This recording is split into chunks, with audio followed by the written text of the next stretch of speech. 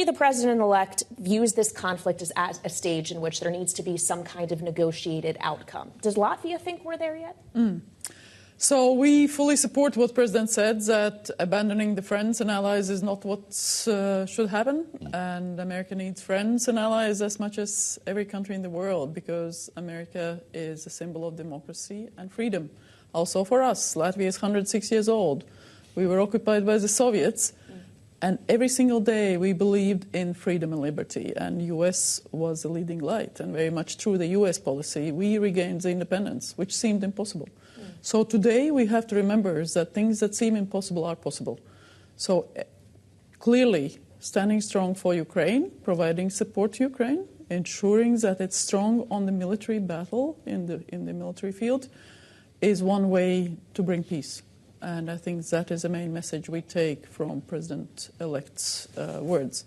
And that is a policy we have. We have provided about 1% of GDP for Ukraine. We will continue doing that.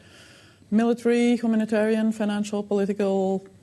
Ukraine is fighting for the freedom and liberty of all of us. It's not just words, it's actually deeds. When it comes to military hardware, there's been a debate in Washington about the way Ukraine is using some of the weapons that the U.S. is providing, and in fact, which weapons to provide. And there were questions asked of Donald Trump in that interview about specifically the use of offensive, longer-range missiles against Russia. He says, I disagree vehemently with sending missiles hundreds of miles into Russia. We're just escalating this war.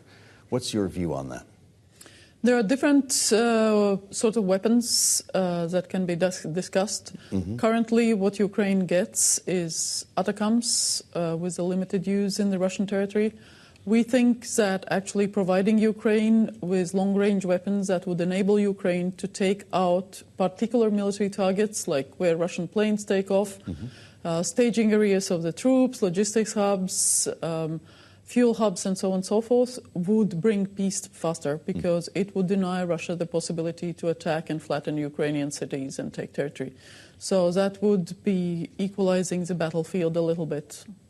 Well, as we discuss this notion of peace, which obviously is the hope here, that has to be maintained. And theoretically, there needs to be some kind of security presence in order to maintain that peace. Would Latvia participate in it, or who should be charged with maintaining that security? We currently, I think, have to concentrate really on making Ukraine strong. So that requires both capabilities, military capabilities. That also requires political unity, very strong messaging.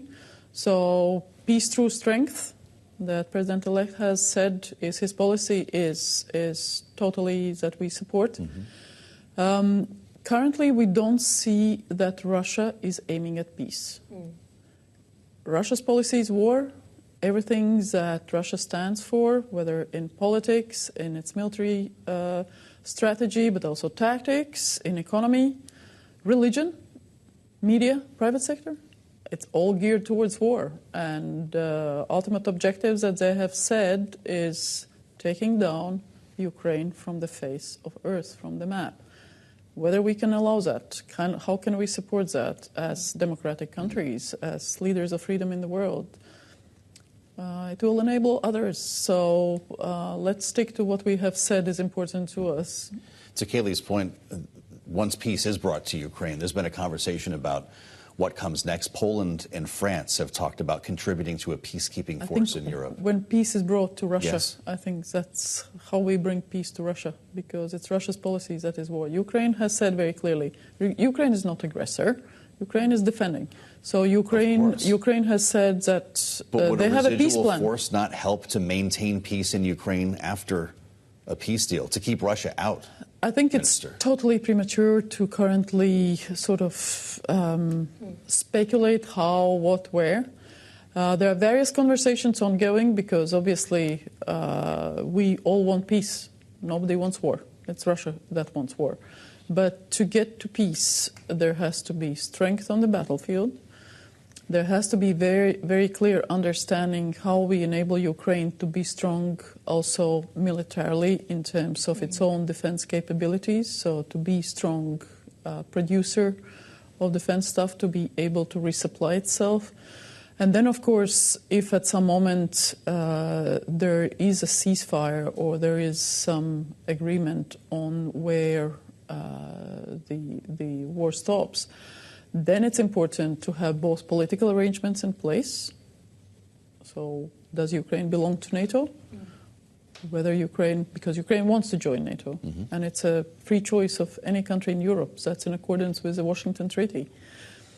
And if yes, then on what terms? If Ukraine is not member of NATO, what does it mean for Euro-Atlantic security?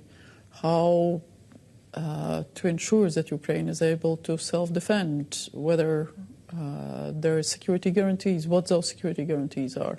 So there's a lot of elements in all that, but we are not there yet. Well, and your point is well taken, Minister, that it's hard to predict the future, and the future is not here yet. I would like to ask you, though, about some events that just recently happened and how they may shape this conflict going forward. The ousting of Bashar al-Assad in Syria, who has now taken refuge in Russia, has raised questions about Russia's ability to continue to operate its military bases there. Bloomberg has reported today that there perhaps is an agreement in the works between Russia and the rebel group that has taken over, at least transitionally, to maintain the operation. How do you see Assad's downfall as potentially having an impact on the way Russia can conduct itself going forward? I think it's a message to anyone associating with Russia that sooner or later there is a downfall. We saw that with Yanukovych, the pro-Russian president of Ukraine, in 2014. We saw it with Shor in Moldova, a pro-Russian oligarch who stole about €1 billion from Moldovan people.